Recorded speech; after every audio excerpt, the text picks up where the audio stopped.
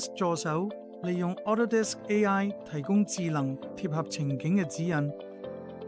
佢原本已經可以解答問題，提供相關協助同連接用戶去支援資源，而唔使離開 AutoCAD 嘅基礎上。呢個助手而家進一步進化，更加明白你而家做緊咩。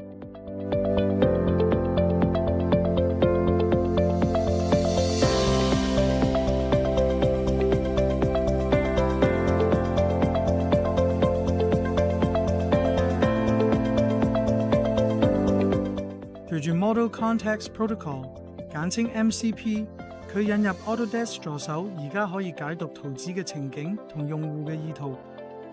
咁樣就可以喺設計過程中直接提供更加貼切相關嘅指引。喺 AutoCAD 2027入邊，呢個功能而家主要集中喺 CAD 標準檢查，等你可以利用加強版嘅 AI 聊天同提示式工作流程。